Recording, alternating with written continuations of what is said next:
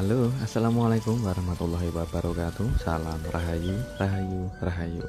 Jumpa lagi dengan saya di channel New ID Serler Tutorial. Di kesempatan kali ini saya akan bikin tutorial, yaitu untuk mengasih tutorial para teman-teman, para khususnya teman-teman teknisi, para pemula semuanya. Di kesempatan kali ini saya ada servisan handphone yaitu Oppo F5. Dengan kondisi handphone ini untuk LCD-nya atau di bagian cahaya kontrasnya itu tidak bisa diatur, dan kondisi cahayanya itu redup seperti ini teman-teman. Jadi kalau saya atur untuk kontrasnya, saya atur dengan full kontras, itu tidak mau saya tidak mau naik ya teman-teman. Jadi cahayanya tetap redup seperti ini, tidak bisa kontrasnya tidak bisa cerah, hanya redup terus seperti ini, alias seperti gelap ya teman-teman. Jadi tidak begitu kelihatan kalau di jarak dekat atau dilihat dari jarak dekat itu masih kelihatan untuk gambarnya, namun untuk kontrasnya tidak bisa diatur. Oke, sekarang kita akan coba untuk mengetes LCD-nya. Perhatikan, saat saya menekan LCD-nya, oke, saya coba untuk menekan LCD-nya, itu kelihatan jelas kalau LCD-nya cahayanya bisa cerah kembali apabila saya tekan LCD-nya seperti ini. Jadi untuk LCD-nya apabila saya tekan seperti ini, itu kontras cahayanya bisa normal ya teman-teman. Oke, cahayanya bisa normal apabila saya tekan LCD-nya. Apabila LCD-nya saya lepas, tidak saya tekan, itu kontras LCD-nya redup kembali. Oke, perhatikan di bagian ini adalah bagian LCD di antara frame, itu terlihat jelas sedikit lepas ya teman-teman. Jadi untuk LCD-nya itu hampir terlepas atau hampir copot dari frame ya teman-teman. Jadi bagaimana cara memperbaikinya tanpa harus kita mengganti LCD baru, karena kondisi LCD-nya ini masih bagus dan keluar gambarnya, namun hanya minus atau kerusakan di bagian lampu LCD-nya itu gelap, kontrasnya tidak bisa diatur dengan cerah. Oke, langsung saja kita bongkar untuk di bagian backdoor-nya.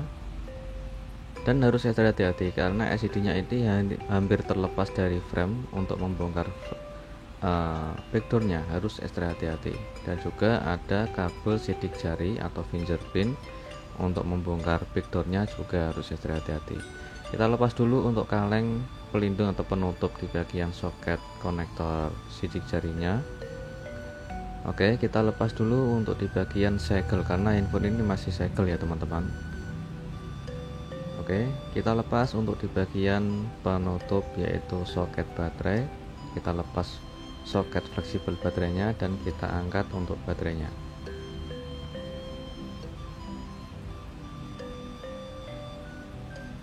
Oke, setelah kita angkat baterainya, kita cek untuk di bagian fleksibel LCD-nya teman-teman. Oke, ini adalah bentuk dari fleksibel LCD. Saya coba untuk berdekat, kita cek. Untuk kondisi fleksibel LCD-nya ini ada bagian yang sedikit robek. Oke, kurang begitu jelas ya teman-teman. Dan ini kelihatan untuk di bagian yang saya tunjuk itu adalah bagian fleksibel yang robek. Jadi penyebab dari kontras cahaya LCD yang tidak bisa cerah atau hanya bisa redup saja, di bagian fleksibel ternyata ada yang robek. Oke, untuk di bagian LCD ini hampir terlepas dari frame seperti ini kondisinya. Kita lepas untuk LCD nya dulu dengan menggunakan mika tipis dan lentur. Dan di bagian belakang harus dicek terlebih dahulu letak di bagian fleksibel LCD. Jadi untuk memasukkan mikanya jangan terlalu dalam agar tidak merusak fleksibel LCD ataupun bisa bikin robek di bagian fleksibel LCD. Ini sengaja saya melepas LCD-nya tidak menggunakan alat penghangat ya teman-teman. Jadi tidak menggunakan blower ataupun tidak menggunakan alat separator. Jadi langsung saja saya menggunakan mika tipis dengan ekstra hati-hati. Apabila kesulitan bisa menggunakan blower secukupnya saja untuk penghangat, yaitu berfungsi untuk melemahkan lem di bagian yang keras. Oke, kita angkat LCD-nya pelan-pelan. Dan kita akan coba untuk mengerjakan di bagian kabel fleksibel LCD yang robek. Oke, untuk di bagian belakang ini adalah bagian yang robek ya teman-teman. Oke, kelihatan jelas. Itu ada bagian yang ground yang robek, itu adalah bagian ground. Namun untuk di bagian yang depan itu adalah jalur pada lampu LCD. Karena fleksibelnya robek, jadi menyebabkan kontras LCD tidak bisa diatur dan hanya redup saja. Langsung kita kerjakan, yaitu dengan cara kita akan menyambungkan jalur yang putus yang di bagian robek. Kita cari jalur dulu untuk kita kerik, yaitu di bagian jalur yang akan kita sambungkan. Kita kerik dulu untuk jalur fleksibel LCD yang besar kemungkinan itu putus yang disebabkan oleh fleksibelnya robek teman-teman. Untuk di bagian ini ada cat warna putih yang menutupi titik pada jalur fleksibel LCD. Kita kerik dulu untuk melihat di bagian yaitu jalur fleksibelnya. Oke, setelah itu kita kerik lagi untuk di bagian yang sebelahnya. Dan juga di sebelah paling pojok atau paling samping ini adalah sebelah di bagian ground ya teman-teman. Kita siapkan flux dan lalu kita akan coba untuk kasih tenol secukupnya saja, nggak usah terlalu tebal dan harus hati-hati sesuai pin pada jalur yang akan kita sambungkan. Kita gunakan kabel kawat tembaga yang tipis atau kecil, yaitu kabel jumper untuk menyambungkan jalur yang putus di bagian fleksibel yang robek teman-teman. Oke, kita sambungkan satu persatu di bagian jalur yang sudah kita kerik tadi. Jadi harus ekstra hati-hati untuk menyambungkannya karena di bagian jalurnya ada yang paling rapat atau berdempetan. Jadi untuk menyambungkannya jangan terlalu buru-buru teman-teman. Pelan-pelan, yang penting bisa terpasang atau tersambung dengan sempurna.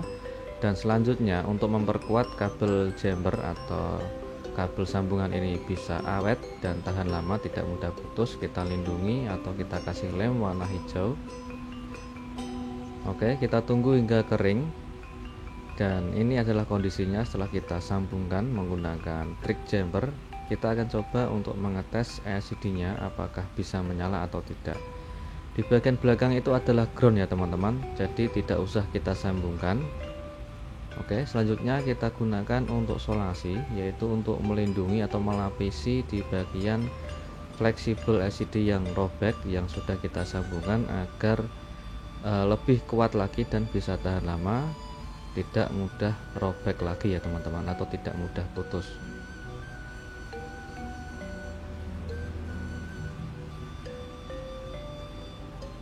Oke, setelah kita lindungi menggunakan solasi atau lakban, sudah rapi untuk hasilnya. Selanjutnya kita akan coba untuk mengetes LCD nya apakah bisa menyala dengan normal atau tidak.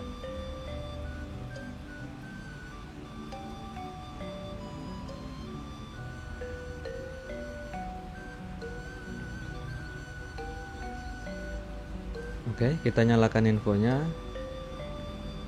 dan alhamdulillah sudah kembali normal, yaitu kontras cahayanya sudah kelihatan cerah, tidak seperti awal tadi sebelum kita kerjakan atau sebelum kita sambungkan jalur yang putus, yaitu di bagian jalur lampu LCD-nya redup atau kontrasnya tidak bisa berfungsi dengan normal. Sekarang untuk cahaya LCD-nya bisa berfungsi dengan normal dan cahayanya pun bisa cerah kembali, tidak seperti awal tadi, hanya cuma redup saja. Oke, untuk pengerjaannya alhamdulillah sudah sukses, dan sekarang kita coba untuk merakitnya kembali karena LCD-nya ini belum kita pasang sepenuhnya, yaitu belum kita kasih lem. Kita siapkan lem warna hitam, yaitu untuk pemasangan LCD ke frame. Kita kasih lem secukupnya saja di bagian kaca touchscreen, ataupun bisa pemasangannya dimulai dari menggunakan lemnya di bagian frame teman-teman. Kalau saya terbiasa di bagian kaca touchscreen-nya dulu, kita kasih lem secukupnya saja, nggak usah terlalu banyak ataupun nggak usah terlalu tebal. Kita rakit kembali infonya, dan kita akan coba untuk yaitu mengetes kembali di bagian LCD atau di bagian kontras layar LCD-nya itu bisa berfungsi dengan normal lagi atau tidak setelah kita sambungkan dan setelah kita rakit kembali infonya. Oke, sudah terpasang semua untuk segala spare part-nya, dan kita tinggal membersihkan sisa-sisa lem yang ada di bagian paling samping frame atau di bagian paling samping LCD agar bisa lebih rapi untuk pengerjaannya. Dan sekarang sudah selesai, tinggal kita cek ulang, dan ini adalah hasilnya. Sudah terpasang presisi dan rapi, dan kontrasnya sudah kembali cerah, tidak seperti awal tadi, hanya cuma redup dan hampir tidak kelihatan. Semoga bermanfaat dan jumpa lagi di tutorial berikutnya. Assalamualaikum warahmatullahi wabarakatuh.